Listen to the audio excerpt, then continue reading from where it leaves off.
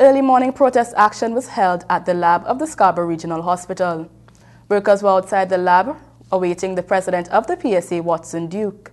Patricia Nicholson and cameraman Kagan Thompson were at the hospital and bring us this report. President of the Public Services Association of Trinidad and Tobago, Watson Duke, arrived at the Scarborough Hospital a little after 10 a.m. in solidarity with the workers of the lab. The workers, as of last Friday, refused to work due to the unsafe conditions of the smoke from the incinerator coming into the lab. They say that they have been faced with this problem for the past 8 years and made numerous complaints to at least 4 previous CEOs as well as the present one, but nothing has been done about the situation. Duke said something must be done immediately to resolve the issue. The time has come for TRHA not to pose behind white and blue walls, but to come straight and deliver health care, first of all, to its employees and by extension, the patients of Trinidad and Tobago. After all, the OSHA Act is clear about that. We understand that, right? Section 6 states it is the duty of every employer to provide a safe working environment that is healthy and that promotes welfare for all of its employees. Duke said the CEO claims to be aware of the issues faced by the lab workers and still nothing is being done about it. Added to the unsafe working conditions, the workers are clamoring for overtime owed to them for over 2 years. And it goes even further. The workers say they have been performing their duties without contracts. These workers are working without any written or documented contract. Thus, their contract takes the shape of whatsoever the CEO or Dr. Duke wants it to take. So if, for instance, they tell them today, mop the floor, that's part of their contract terms and conditions. How could they allow persons to exist here at such a technical and crucial level without a contract clearly stating what they are supposed to do? How could you evaluate the performance of these employees if there are no clear contract?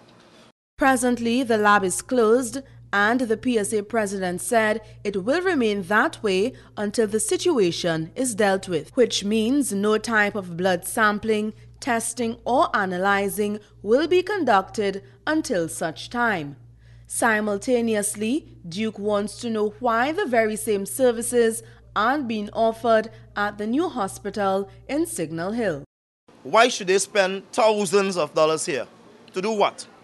When the new hospital has already been outfitted, based on my understanding, and is just waiting on somebody to have time to cut a ribbon. And that's the key back, you know. Somebody just don't have the time to cut the ribbon. Or apparently they're waiting to cut the ribbon closer to election time.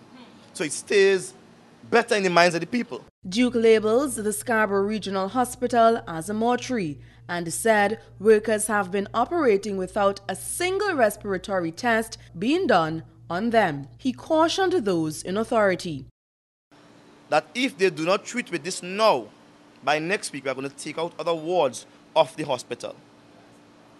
No person in Trinidad and Tobago, in fact in Tobago in particular, and by extension Trinidad, should be treated here.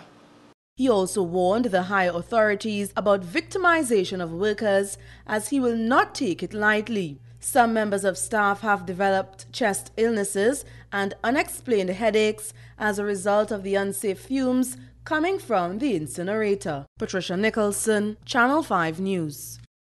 Meanwhile, Secretary of Health and Social Services Claudia Groom-Duke assured that the staff employed at the Scarborough Regional Hospital lab will undergo thorough health tests. First, she gave an apology to the public about the relocation of services. I would really like to apologize on behalf of the Tobago Regional Health Authority and of course the Division of Health and Social Services for the inconvenience experienced at the Scarborough Regional Hospital in terms of the laboratory services, and to let you know that the services at the hospital have been temporarily relocated to facilitate sanitization due to queries by the staff regarding the quality of air reaching that department. She explained that staff would be given the best treatment as far as physical tests to ensure they are in perfect health. As a result, the Tobago Regional Health Authority has requested, as a precautionary measure, a complete health assessment of persons working in that department, including pulmonary testing and chest x-rays. Additionally, Kariri has been asked to conduct air quality assessments and to make recommendations accordingly in the interest of our staff, in the interest of their safety.